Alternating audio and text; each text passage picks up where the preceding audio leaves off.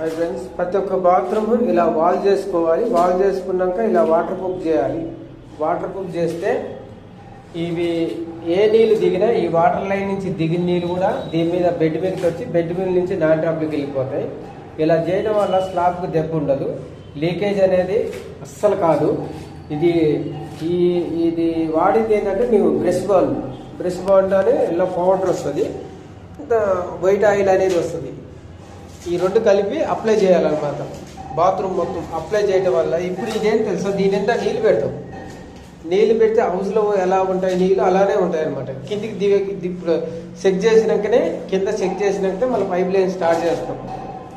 మీరు మీ ఇళ్ళలో కూడా మీ అపార్ట్మెంట్లో ఏదైనా బాత్రూమ్ లీకేజ్ అయితే ఫస్ట్ ఇలా అప్లై చేయించుకోవాలి. ఇలా చేసుకున్న తర్వాతనే పైప్ లైన్ చేయించుకోండి.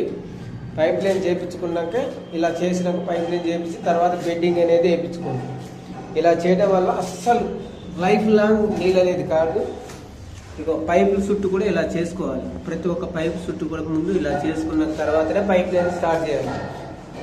కొంతమంది ఏంటంటే దెబ్బ లైన్ తీసేస్తారు, పైప్ లైన్ వేసేస్తారు, చెత్త పడేసి దాని మీద బెడ్డింగ్ వేస్తారు. అది కరెక్ట్ కాదండి. ఫస్ట్ ఇలా చేయించుకోవాలి.